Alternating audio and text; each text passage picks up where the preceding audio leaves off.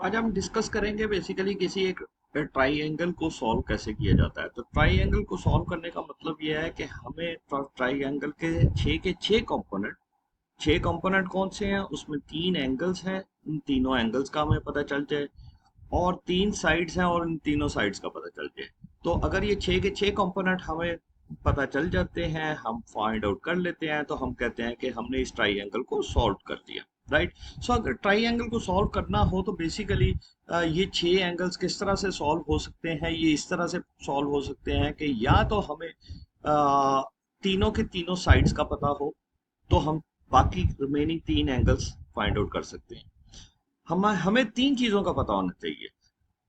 दो साइड्स और एक एंगल हो तो भी हम पूरी ट्राइंगल को सॉल्व कर सकते हैं। एक साइड और दो एंगल्स हो तो भी पूरी ट्राइंगल को सॉल्व कर सकते हैं। Keep this thing in mind कि हाँ जी, कि अगर तीनों की तीनों एंगल्स हमें पता हो और कोई भी साइड पता नहीं है तो फिर हम उस ट्राइंगल को सॉल्व नहीं कर सकते। राइट। यहाँ पे अब हम एक एग्जांपल लेते हैं। ये हमारे पास एक राइट एंगल ट्राइंगल है। Obviously this one is 90 degree. Theta one theta two का हमें पता नहीं है। हम किस तरह से पता कर सकते हैं, हमें कोई कुछ साइड्स का पता होना चाहिए। हमने कहा कि एक एंगल का तो हमें पता है, हमें दो साइड्स का कुछ पता होना चाहिए। सपोज मैंने इसको, इस साइड को कह दिया ये 3 सेंटीमीटर है या 3 इंच है, जो भी आप कह लें। राइट। बी जो है वो हमने अगेन कहा कि ये 4 सेंटीमीटर है। राइट। सो अब मेरे पास दो चीजें आ गई। मेरे पास क्या क्या चीजें आ गई, मेरे पास एक एंगल आ गया, मेरे पास दो साइड्स आ गई। अब मैं बाकी रिमेनिंग तीन चीजों को आसानी से पता कर सकता हूँ। राइट। फर्स्ट ऑफ ऑल मैंने सी को पता करना है। सी किसके इक्वल होता है, सी का हमें पता है कि हाँ जी के हाइपोटेन्यूज किसके इक्वल है, ए स्क्वायर प्लस बी स्क्वायर के। राइट। बाकी रिमेनिंग दो साइड्स जो हैं उन दोनों को सम कर लें और उसका अंडर रूट ले लें। राइट। कौन सा थ्योरम था, पाइथागोरस थ्योरम था। राइट। अब हमने वो इसके अकॉर्डिंगली हमने कैलकुलेट कर लिया। ऑब्वियसली 3 का स्क्वायर है प्लस 4 का स्क्वायर है। Obviously this is going to be C would be 5। Right. 9 + 16 that would be 25, और 25 का under root that would be 5। हमारे पास सी की वैल्यू आ गई 5। अब हमें क्या कैलकुलेट करना है, हमें एक एंगल पर पता करना है। और हमें ये पता है कि ओके, ये theta one and theta two, इन दोनों को अगर मैं सम अप करूंगा तो व्हाट वुड बी इक्वल। इस ये किसके इक्वल है, ये बेसिकली 90 डिग्री। क्यों? क्योंकि पूरी ट्राइंगल के एंगल जो है वो बेसिकली 180 डिग्री के इक्वल होते हैं। Right. Here we already know this angle कि ये राइट एंगल है, तो एक एंगल तो पहले से गिवन है जो कि 90 डिग्री है, तो ये बाकी दो एंगल जो है वो 90 डिग्री होंगे। Right. And keep this thing in mind, important thing ये है कि ये बी जो है वो वाला एंगल जिसके ऑपोजिट वाली साइड बड़ी होगी वो एंगल भी बड़ा होगा। वो वाला एंगल जिसके ऑपोजिट, जैसे थीटा टू, इसके ऑपोजिट साइड जो थी जिसको हमने बी का नाम दिया था, वो 4 सेंटीमीटर है, जबकि थीटा वन के ऑपोजिट जो साइड थी वो बेसिकली 3 सेंटीमीटर है। सो व्हाट हैपेंस कि हाँ जी के इट मीन्स के थीटा टू जो है वो must be greater than theta one. Right. एक तो ये बड़ी सिंपल सा सिनेरियो है। राइट। अब कोई भी एक एंगल पता कर लेंगे तो दूसरा एंगल हमें पता चल सकता है। मैं यहाँ पे साइन थीटा लगा देता हूँ। सपोज साइन थीटा किस पे, साइन थीटा वन कर दूं। साइन थीटा वन करूंगा तो ये किसके इक्वल होगा, इसके ऑपोजिट साइन थीटा वन। अब मैं right now I am sitting over here. Right.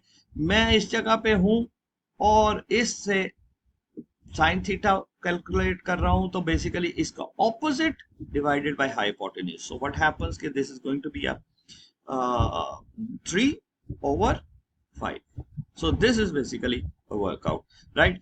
आपने ये नहीं देखना कि ओके जनाब ये हाइट क्या है, भाई ये हाइट ओवर हाइपोटेन्यूज, तो आप कंफ्यूज हो जाएंगे। अगर मैं अगर आपसे कहूं कि ओके मुझे साइन थीटा टू कैलकुलेट करना है, व्हाट हैपेंस कि मैं क्या करूंगा, मैं कहूंगा कि ओके इसके ऑपोजिट। अब हाइट को नहीं देखना, मुझे देखना है कि मैं यहां पे हूं तो मेरे लिए ये जो है ऑपोजिट डिवाइडेड बाय हाइपोटेन्यूज। तो हाइपोटेन्यूज क्या है, जो 90 डिग्री का बिल्कुल ऑपोजिट वाला है। व्हाट हैपेंस कि हाँ जी साइन थीटा टू किसके इक्वल होगा, that would B 4/5। right?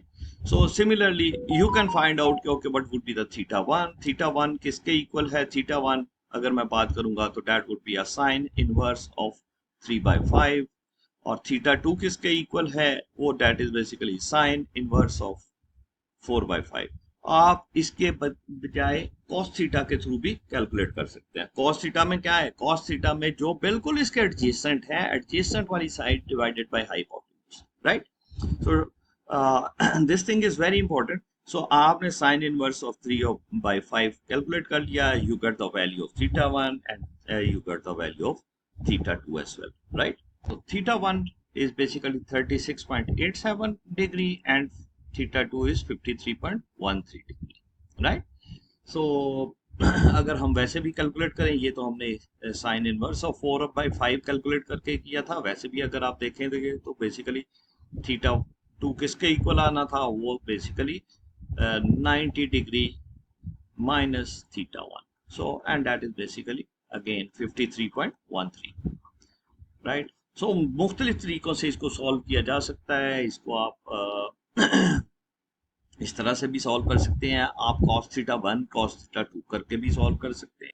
Okay, सो एक लास्ट जो चीज मैंने कही थी कि आपके पास अगर तीनों साइड तीनों एंगल्स बता दिए जाएं किसी एक ट्राइंगल के, तो आप किस तरह से सॉल्व नहीं कर सकते। तो keep this thing in mind कि सपोज एक ट्राइंगल है जिसमें तीन एंगल्स मेरे पास ये गिवन है। I know this one is maybe 30 degree, this one may be 60 degree, and this one is 90 degree, right? ये एक छोटी सी ट्राइंगल, राइट? और मुझे अगर सिर्फ एंगल्स ही पता है तो एंगल्स के अकॉर्डिंगली तो कुछ ये वाला भी सिनेरियो बनता है। So means okay this is basically 30 degree, ये भी उसी एंगल्स की ट्राइंगल है कि ये भी 30 degree 60 degree and 90 degree, so on, right? So what happens कांजी, you will not be able to determine any of the side, right? जब तक आपको कोई एक साइड नहीं पता चलेगी आप इस ट्राइंगल को सॉल्व नहीं कर सकते, चाहे आपको तीनों के तीनों एंगल्स पता चल जाए। सो आपने देखा क्योंकि एक ट्राइंगल इतनी छोटी हो सकती है, उसके भी वही वाले एंगल्स हैं, और एक बहुत बड़ी भी हो सकती है, उसके भी वही एंगल्स हैं।